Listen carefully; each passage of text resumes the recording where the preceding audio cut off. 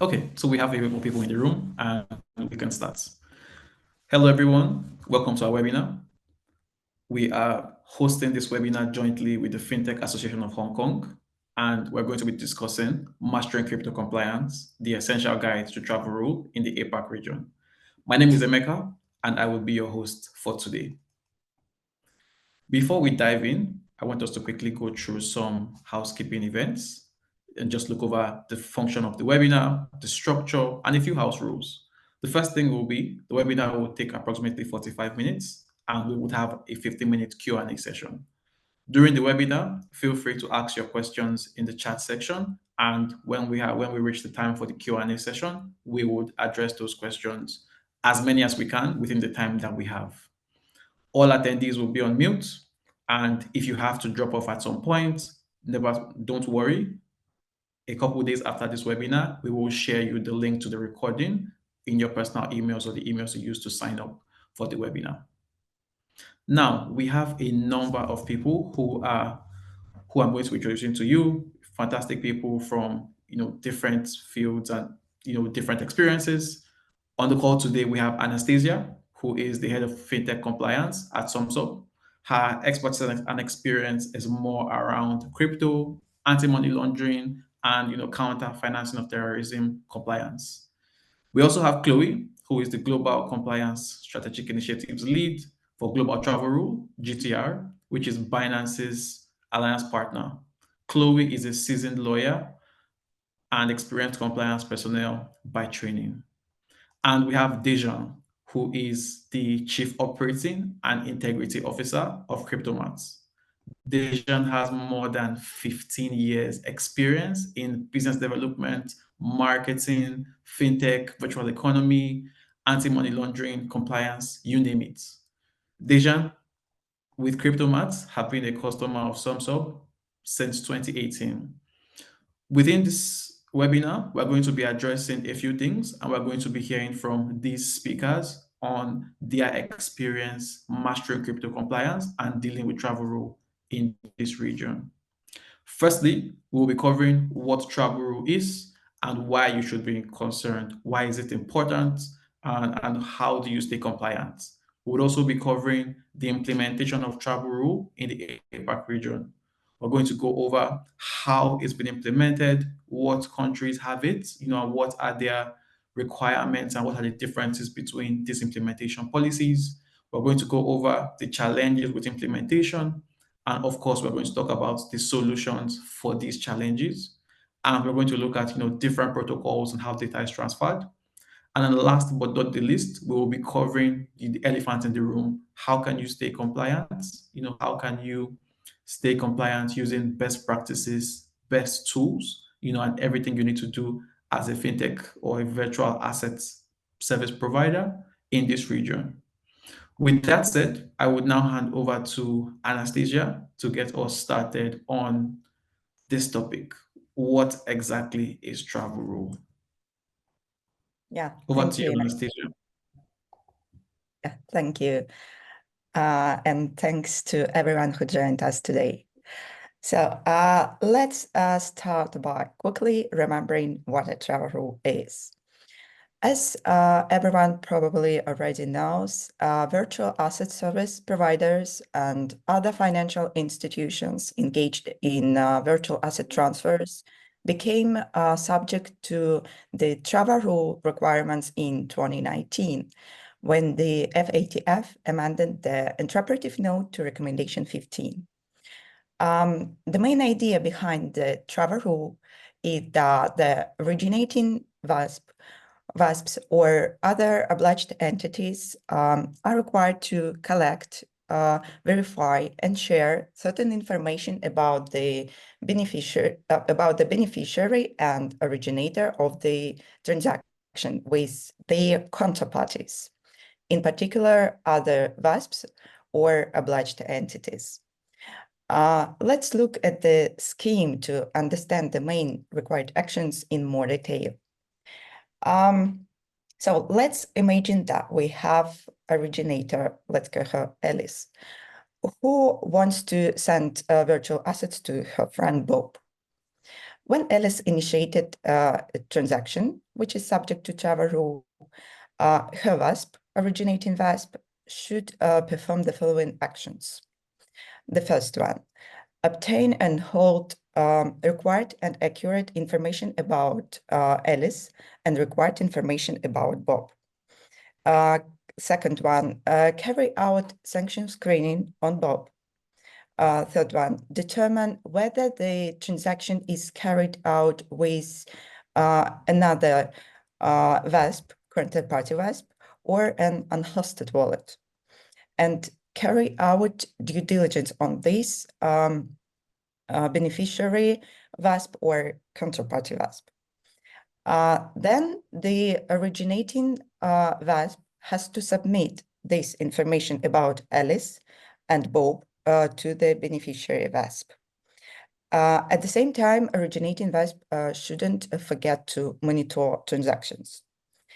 Beneficiary VASP, on the other hand, should receive this information about Alice and Bob from the originating VASP, check whether this information is complete and match with the beneficiary VASP's own database.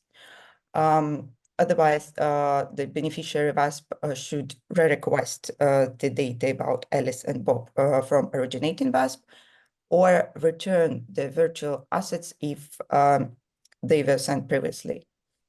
Finally, the beneficiary VASP should carry out sanction screening, transaction monitoring before making assets available to Bob. However, if the transaction is carried out with an unhosted wallet, the originating VASP must collect the information about Alice and Bob from its customer, Alice in this case, carry out all necessary checks like sanction screening, transaction monitoring, ownership or control check of the unhosted wallet, and keep this information without the transfer. As we can see, the scheme is not difficult in theory, but when it comes to the practice, VASPs face many challenges, which we will discuss later. But why is this travel rule needed in principle?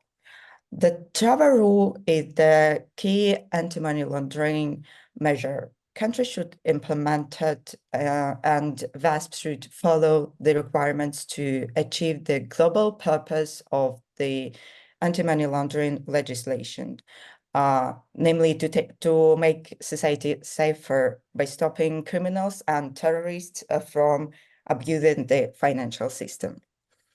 And now let's talk about the travel rule in Asia-Pacific region. The Asia-Pacific region generally has a growing pattern of implementing the travel rule. In 2023, the FATF published statistics on the travel rule implementation status. There's only 35 countries out of 135 surveyed introduced that travel rule, and only 27 were in the process of doing so. We tried to find out which countries these are. According to our research, the following Asia-Pacific countries have already implemented the travel rule or are in the process of doing so. So these countries are Singapore, South Korea, Japan, the Philippines, New Zealand, Hong Kong, Malaysia, India, Indonesia, Mongolia, Marshall Islands, Australia, Vanuatu. So the list, I think the list is not exhaustive, but we're still in the process of researching. So let's review some peculiarities of the travel rule requirements in these countries. Next slide, please.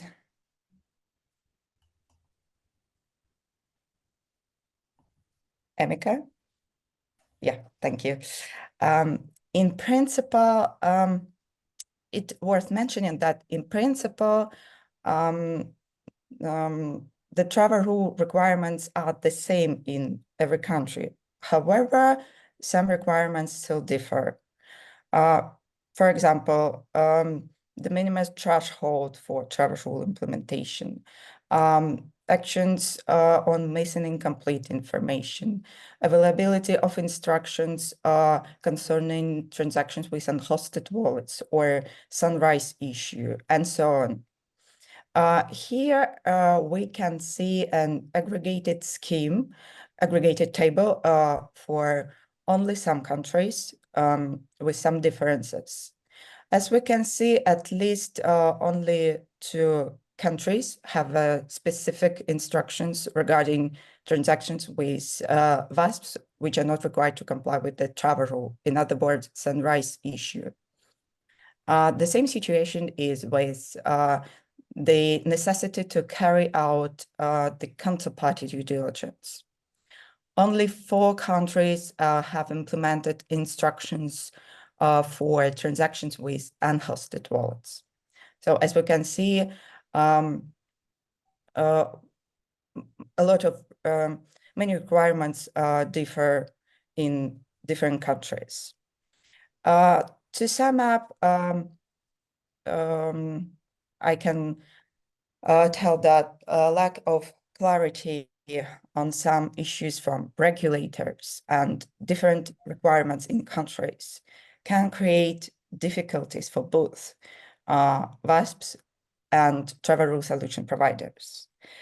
And at this point, I had the floor back to Emeka to concentrate to the challenge topics. Thank you.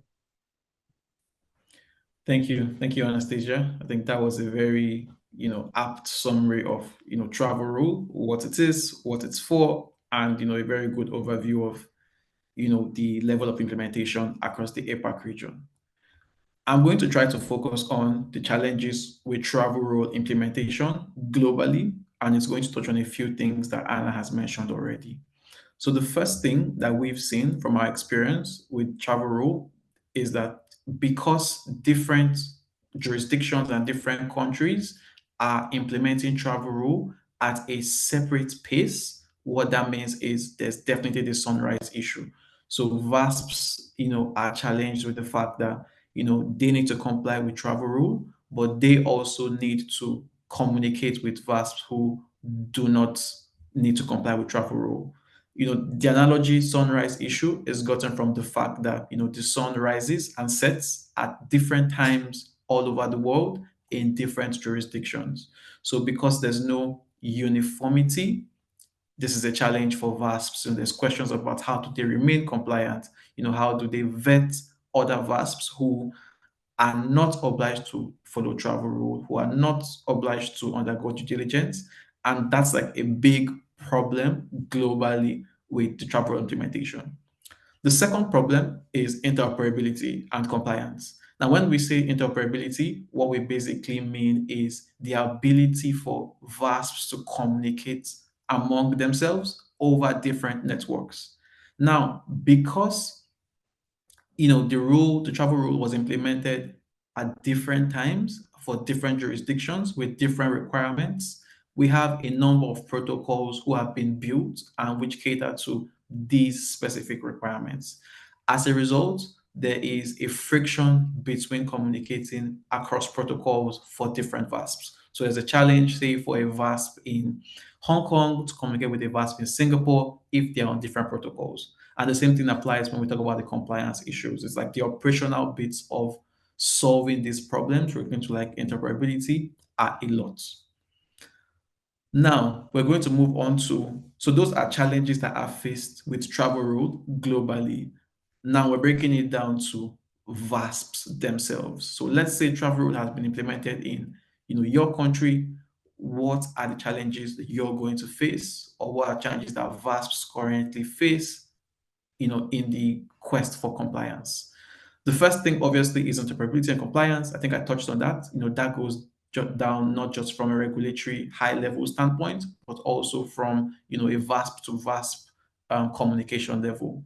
There's also going to be differences in regulatory compliance, so different thresholds that we've mentioned, different actions that have to be required, different ways for which certain schemas have to be executed, how different regulations ask, say, for example, that you interact with unhosted wallets or with VASPs in sunrise regions are going to be very different. And these are problems that companies have to solve internally, either by creating new tools, new processes, and just new playbooks to remain compliant. The third thing is technical execution. In today's day and age, where we have over 7, 10 different travel protocols, it will be expensive to integrate with every single one of them because you have VASPs in those regions. So that is something key in terms of like a challenge that companies faced. And last but not the least will be the cost of integration. Now, these integrations take time, they take human resources, they take financial resources, and you still might not get the best result because there are always new protocols coming on board. So it's a continuous cost of upgrading, maintaining, integrating.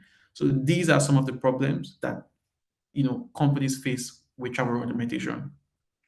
But we're not going to talk about just problems without looking at solutions. So we're going to briefly show, how Sumsub as a travel provider can help with some of these problems. Now, the first thing that we can do as Sumsub is we've built a travel protocol, and we've built this protocol with the problems in mind. Our protocol here at Sumsub is built on the interoperability logic. So what that means is on our end, it is a goal to integrate with as many protocols as possible. And we've done that just recently with the GTR integration.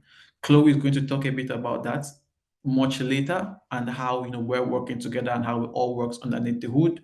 But that's a typical example of how if or when you come to Sumsub, one of the things that we offer that solve this problem. Again, this is something that we're building out. We're going to keep on improving. So it's not a one-time thing. We're going to keep on adding more protocols, etc.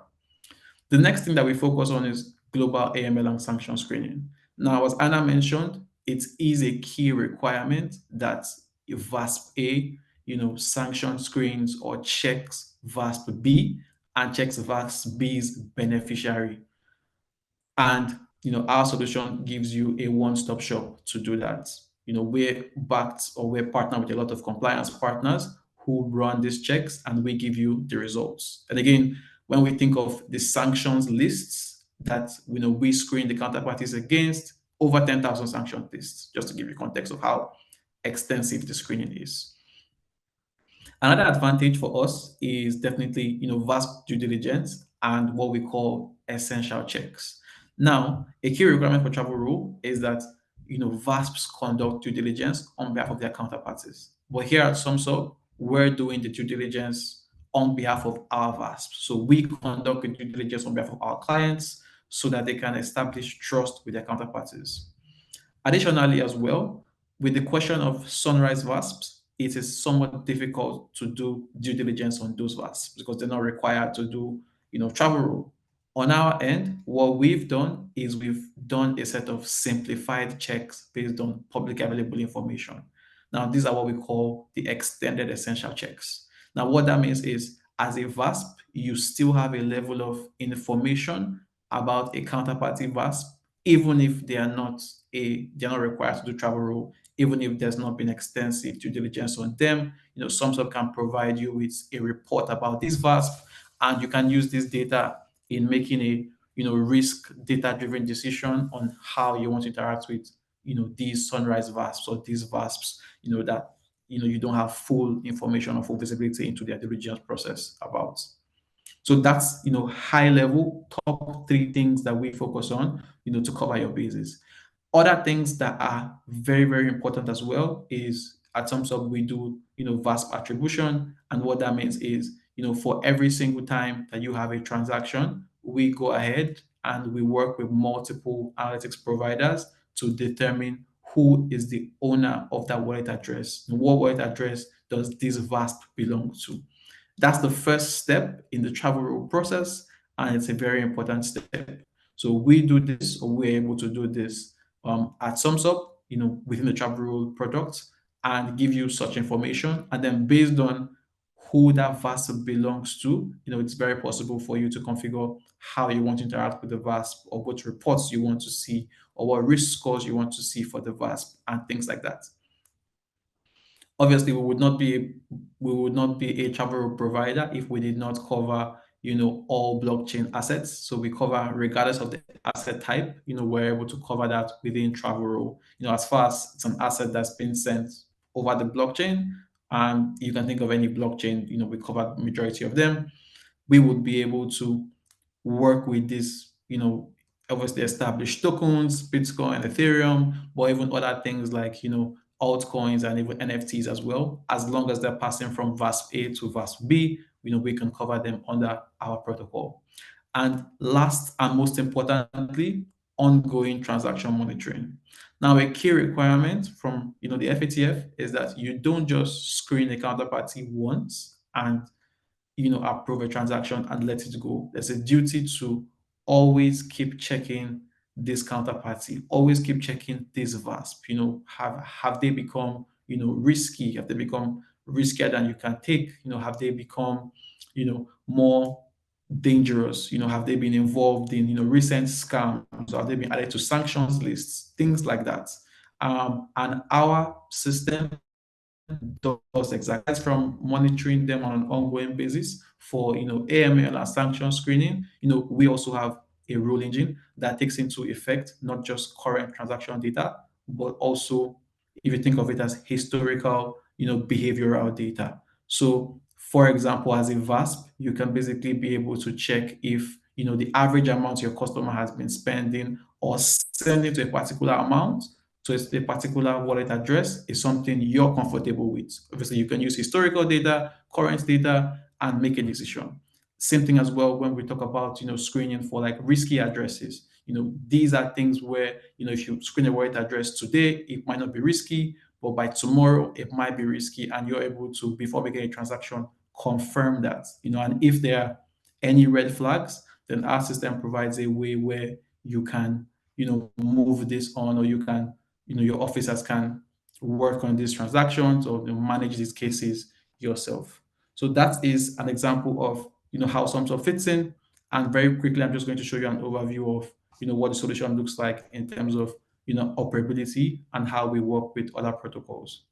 So within Sumsub, we have a travel protocol, and this is built on the fact that we have over 500 VASPs who are Sumsub clients, and who, the vast majority, are using our protocol or are in our ecosystem in one way or the other, either as fully due diligence VASPs, or either as VASPs who we have done, essential checks on because they are sunrise VASPs, for example, and don't need to comply. And then we also have integrations with other protocols. So we're integrated with TRB protocol, and we're integrated with GTR. Again, I think the GTR protocol is something we're very excited about because it shows just how much progress we've made and just how much coverage we have when you think about crypto transactions happening on the blockchain today. And obviously, last but not the least, there's always the questions of, hey, how do I communicate with VASPs who are not in any protocols, or are not in protocols that Sumsub supports? Then we have a GDPR compliant way of sending emails and inviting these VASPs and incentivizing them to join our ecosystem and become compliant over time. And if they don't need to be compliant yet, we still do these checks for them, and we're still in communication with them, so that you, as a VASP, who is trying to determine the riskiness of a counterparty, is well informed and can decide. We've talked a lot about GTR, so I think at this moment it's only right for me to hand over to Chloe to go into details of what GTR is and how exactly GTR is innovating in the travel rule space alongside Sumsub. Chloe, over to you. Yes, thank you, Emeka, and thank everyone for joining. My name is Chloe, and I'm here representing the Global Travel Rule. We are the Binance Alliance partner. So next slide, please.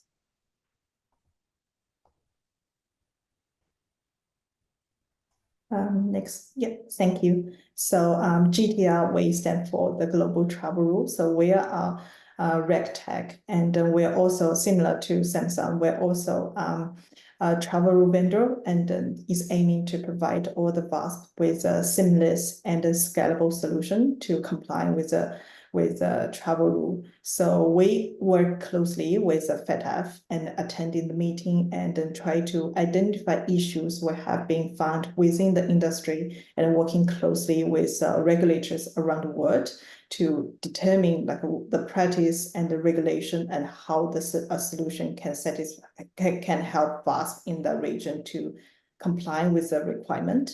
So during our conversation with FTAHK and the regulators, we found that there's some common deficiencies among some vendors. Of course, I'm not going to name them. So one of the most common deficiency is, and some of the vendors, they are not sending the PII, the personal identification information, before the transaction, which is a critical part in the FTAHK recommendation, and many jurisdictions have this particular requirement in the legislation that all the PIIs need to be sent before the transaction. But because the unique nature of the blockchain transactions, so how a vendor can build this solution to ensure all the information are exchanged right before the transaction, that will be like one of the key issues that a vendor can demonstrate to the FTAHK and also demonstrate to the local regulators that this solution is complying with the recommendation and the local regulation. And other things I think already briefly covered by Samsung is also some vendors, they're not supporting all the virtual asset types, which is also very important, as exchanges is not efficient to integrate with one vendor that does not support all the virtual asset type that the exchange is supporting. So those are the two of many common deficiencies that have been identified while we have the discussion with FTAHK and local regulators. And apart from this, the integration efforts and the compliance overseas difficulties is also one of the biggest challenging we have seen so far, because each region have their own unique requirement, and how a vendor can cover the different requirement within different regions while can have this a seamless solution is one of the things the vendors have been encountered as well. And thirdly is one of the things for us to build when we have the GTR is have had the data security built in mind, because the PII information is one of the most important assets for VASP. So most vendors, they may not have the experience to managing large volume of sensitive data. So with all this in mind, when we develop GTR, we have all this built in mind.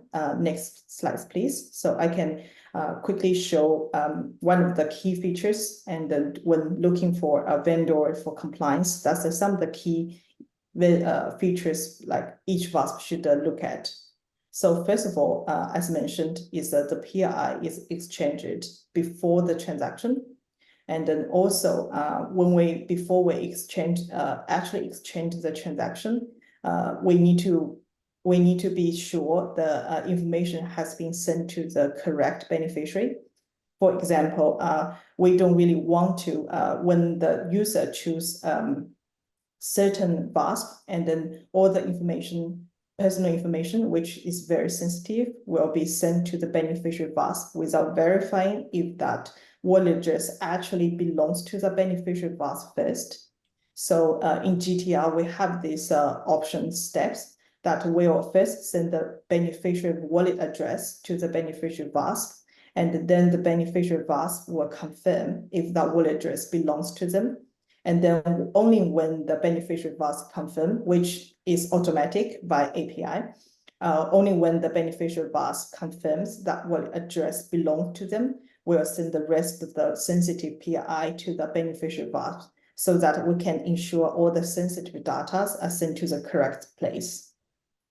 And third features we should look at is because all the transmission is happened before the transaction. So the vendor need to have the functions that can link the information transmission ID with the actual blockchain transaction ID. So GTR have all this in mind and built in our system. Next slide, please. So just to emphasize what I mentioned about the data security. So this is like a very simple demonstration of how the flow works within the GTR. So all the data are encrypted by the originator VASP, which is you can see in the step 1. So here the information is a clear text, it has been encrypted.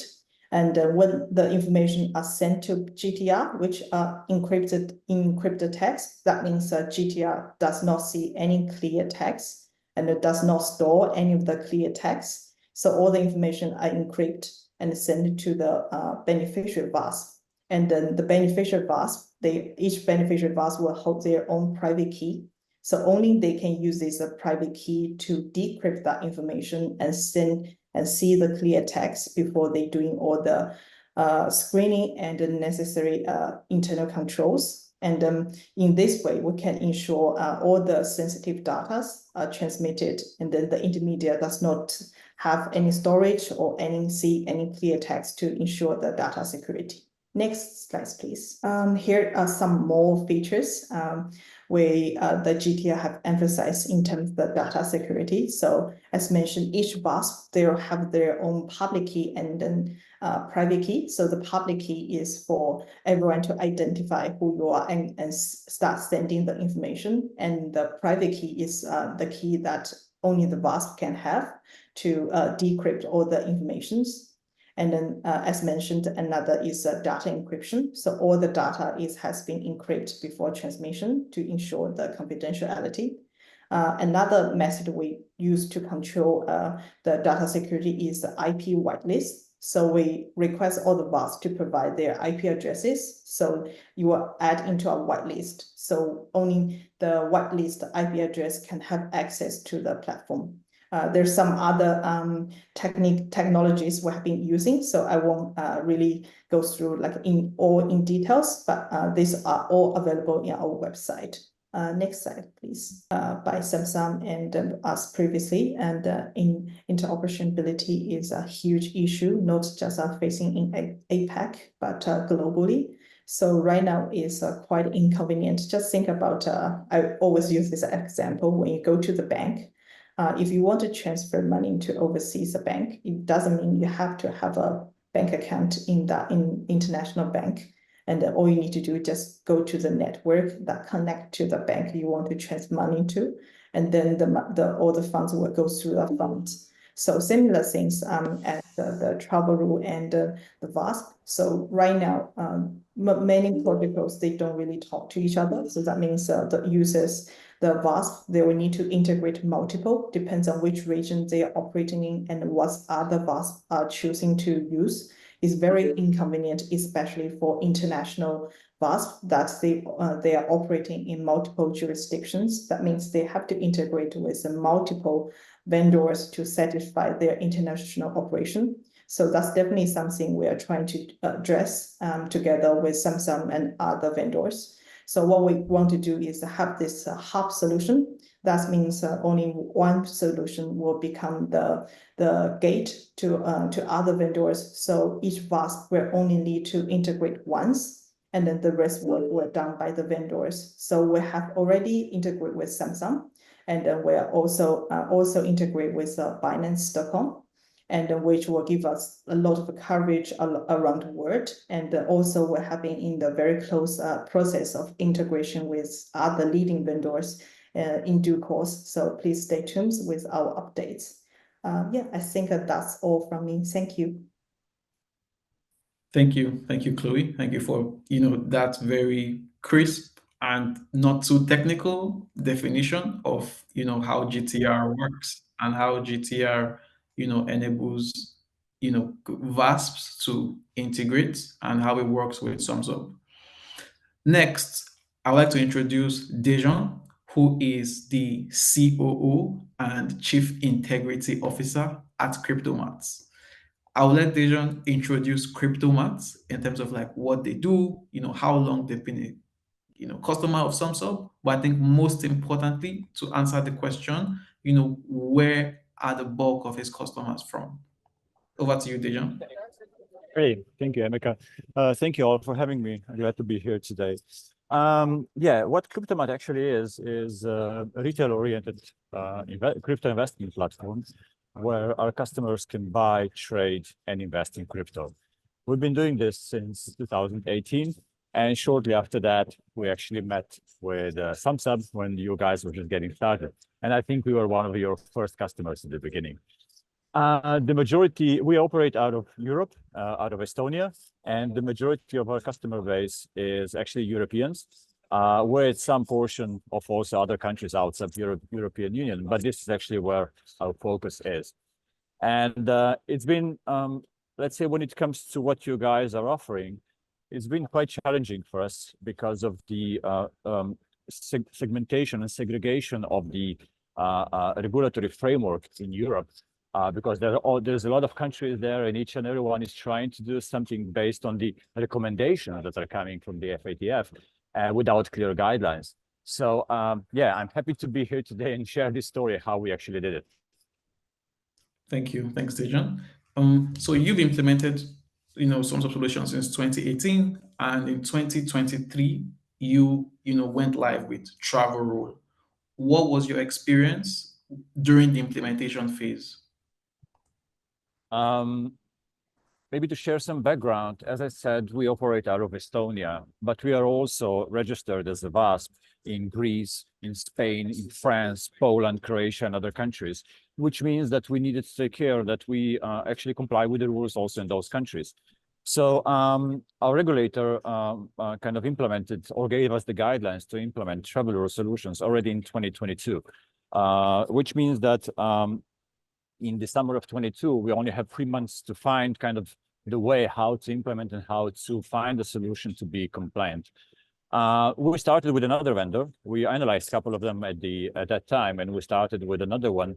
But soon we discovered that they are not meeting the expectations that we had, especially when it comes to combining all of the different tools that our team was using. Like from the KYC solutions to the transaction monitoring to our internal risk engine. And then on top of that, we had the travel rule. That was truly challenging for us how to solve it. And that is why when Sumsub announced that you guys are coming with a solution that fits into your ecosystem, as you previously mentioned, then that was the, of course, no-brainer for us to make this decision and to say, okay, guys, we wanna join you. Because as previously someone mentioned, I think it was you, Anastasia, it all sounds kind of simple on the paper when you read what you're supposed to do, and the travel rule as guideline is quite clear. But then when it comes to actually implementing it, this is where the true challenges happen. So from my perspective, managing and oversighting the compliance team,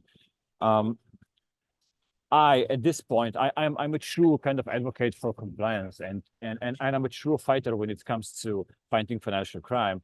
But at this point, we see almost zero actual usage and added value from the travel rule because of the sunrise period and because of the lack of the guidelines.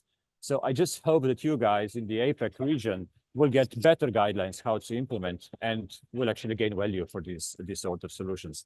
And just to finish up with this question, the implementation from the Sumsub side was actually an easy one. And what I always kind of liked about Sumsub as a partner is that we constantly learn from each other and exchange experience, because the entire area is constantly developing, and it is important to exchange experience and the expectations and also the challenges, because this helps us evolve and develop these solutions. So from the feedback I just got this morning, I asked the compliance team and transaction monitoring team to let me know if there is something that doesn't work well. So I didn't get any answer. So I think it's all fine. Thank you, Dejan. I think we would take that, silence for approval. Yeah. Okay. Yeah, I think just a quick reminder to the audience, we're shortly going to be going into a Q&A session. So please feel free to, drop questions, either about like Sumsub, the travel protocol, our integration, and anything you have in the comment section. There are already a few questions, but we would like, to take more, as many as we can, within the time period, that we have. Again, we will try to share those questions according to all our speakers. But definitely, we want to hear from you. So we have a question. I think obviously, Dejan has covered debates about, how some sort of supported him and, just in terms of like history and trajectory. We have a question from the Q&A session. And we've come to the end of our slides, so we're just going to take questions from the audience. The first question here is very interesting, and this is about AML screening. So the question goes, hello, is the verification and AML screening carried out on the wallet address or the owner of the wallet? I'm going to pass the mic to Anna to give an answer for this. Yeah, thank you. It was mentioned that we need to focus on the national requirements, but as a rule, sanction screening is carried out both on the owner of the wallet and the wallet address. As for verification, we need to verify the owner of the wallet like originator, beneficiary, and in some countries there are requirements to verify the ownership and control of the unhosted wallet. So you need to check if the wallet, unhosted wallet, is controlled by the beneficiary, for example. I hope I answered the question. Yes, you did. Thank you. Thank you very much, Anna. We have another question here, which basically saying, is travel rule available only in the APAC region? I think I'll let Chloe take this one. Yes, thank you. So because this is a recommendation by FTAHK, which is an international organization, so it's a membership countries have like a more than just APAC countries. So in a matter of fact, travel rule has already been implemented in many other regions, such as like the US and MENA region, and also some of the European country has already been implemented travel requirement. But of course, because MiCA is gonna come in the coming year, so they will in the EU gonna have a unified requirement in terms of the travel rule. But definitely, this is not just one requirement that's facing in the APAC region. All right, thank you, Chloe. I think that sums it up. We have a third question here, which basically asks about, does Sumsub integrate with any on-chain monitoring platforms like Chainalysis, Elliptic, etc.? The short answer is yes, we do.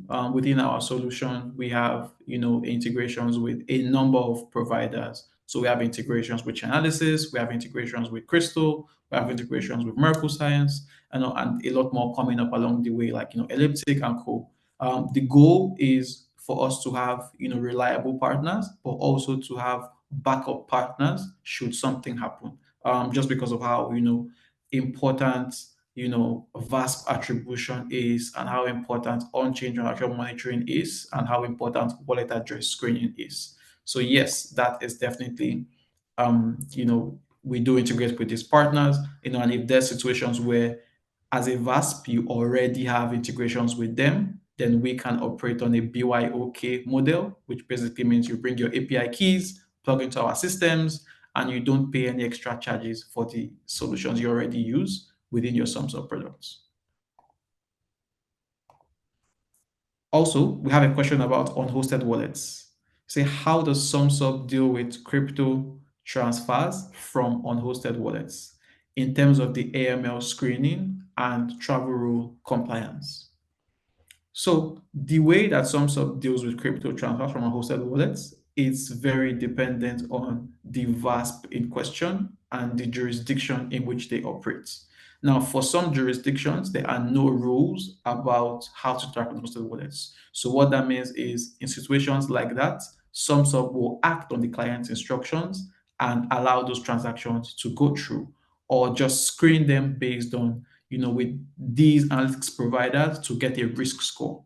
And then based on the client's, again, own settings and own configurations and own risk profile, then they can, because of that risk score, make a decision.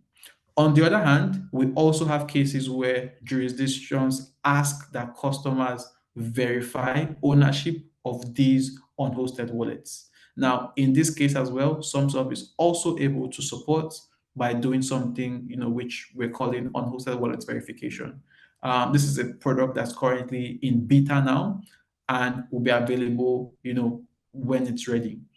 Again, this will basically mean that for those wallets, what Sumsub will do for them is we would enable VASPs and the owner of this wallet sign a cryptographic signature on the blockchain that proves ownership, and we would store that response.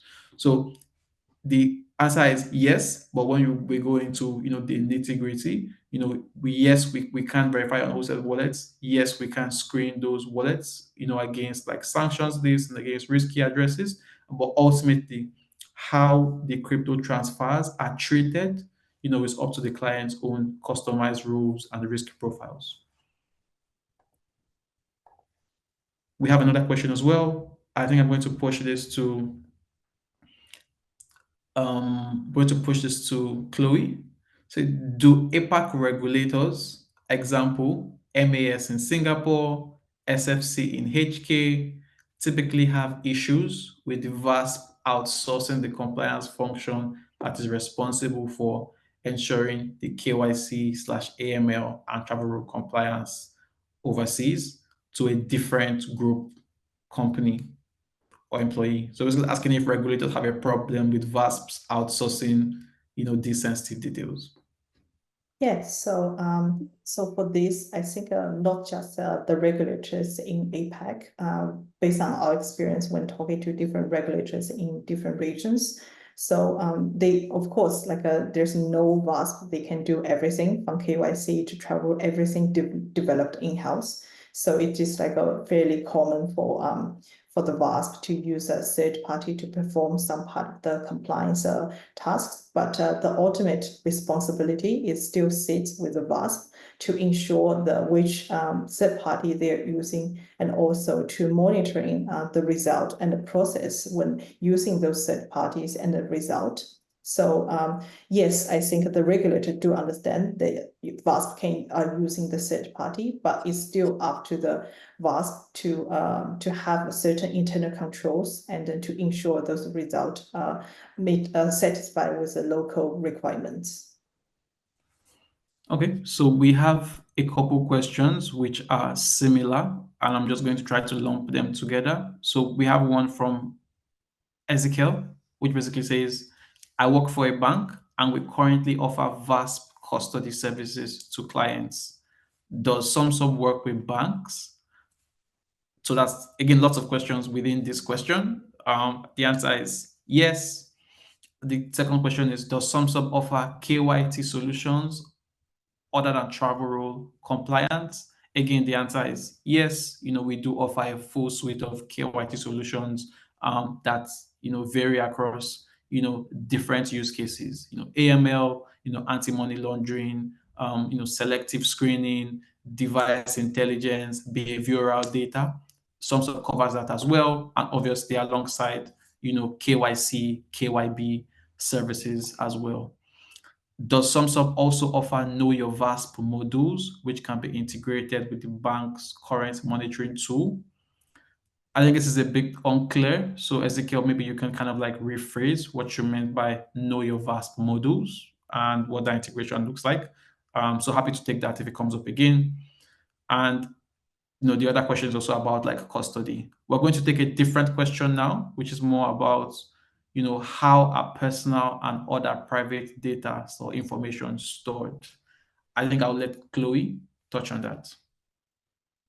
Yeah, so I think the question is how the personal and data are secured. So I guess it has first of all, as I mentioned in the presentation, at least for GTR, we as an intermediate, we don't really see any personal data during the transmission process. Only the originating VASP and then the beneficiary VASP can see the clear text. And then also before we sending the personal information to the beneficiary VASP, we will first send the wallet address to the beneficiary VASP to verify if the wallet address really belongs to them, so that we can ensure the personal information are sent to the correct parties. And then in terms of storage, I assume this is part of the question as well. As the intermediate, GTR does not store any of the personal data, as like a GTR does not see any clear text. All it has is an encrypted information. I hope that answers your questions.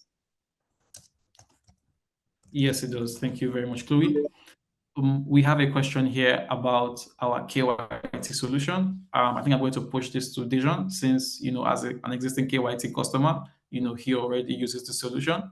So the question is, if Sumsub, the Sumsub solution provides KYT, does it have sufficient granularity in risk criteria? And what is the ability to adjust the weighting of the criteria in the tool? The short answer is yes. And the long answer is, of course, it is up to VASP to have their own internal policies and procedures, how they, and of course, risk assessment, how they will treat transactions like that. So at the end of the day, it's again then up to you, and also up to the integration with tools beyond Sumsub, such as, let's say, whoever a VASP is using for the as an infrastructure partner for the custody. So it's nice to have all of these things integrated. So once you have these rules in place, so you can then also probably react on those. So do you want to block a transaction? Do you want to do you have a procedure to put those transactions on hold? Do you need to report on those transactions?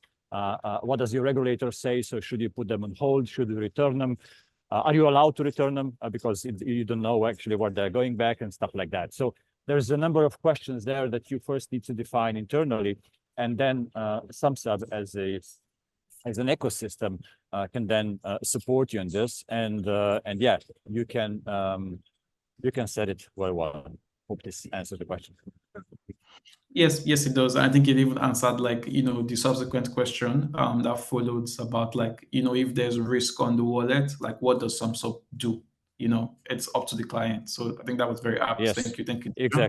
Exactly. Yeah. So we have a question about. I think I'll take this one as we're trying to wrap up. How long usually does it take for a company to integrate your travel rule solution? The answer to this question is it depends. It depends on, as a VASP, your technical resources and your deadlines and your readiness to integrate. We've had a company integrate in as little time as a week because they were rushing to meet a regulatory deadline. And then we've also had integrations that go on for 2 to 3 weeks. On average, in 2 to 3 weeks, you could get live. But like I said, it depends on if regulators are on your neck. On our side at Sumsub, we will give you almost 24/7 support from a technical standpoint, but also from a compliance operational standpoint, to help you answer questions about, hey, I have these policies, how do I translate them into rules, for example, or how do I translate them into workflows on Sumsub's parts, or how do I ensure that this feedback is passed to my infrastructure provider. So we're very supportive, and ultimately it doesn't take too much time. But regardless of what your timelines are, we're willing to work with you to get you live in the timelines that you require.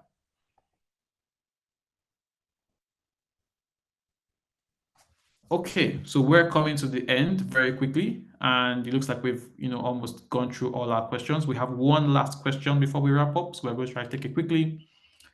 it's a bit not clear.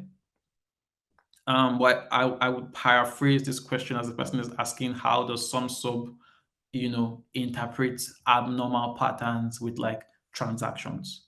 And we do this through a number of ways. I think the first way we do this obviously is through just having like historical data, but underneath the hood as well, we're also running these models, either based on AI or just based on like large data sets, that are able to pinpoint when we see something that looks like an anomaly. On our end, we will notify you of this yellow flag, but ultimately how you move forward again is very dependent on your own risk policies, or like the compliance officer who's reviewing that case, for example. And that notwithstanding, regardless of when you find situations, Sumsub again can always help you report to your regulators, either like custom reports or upcoming, we're going to have things like SAR reports. We could support you end to end.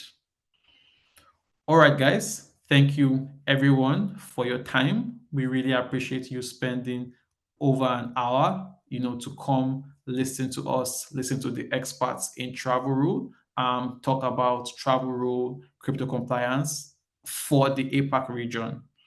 The slides and presentations will be sent to your email addresses within 3 working days.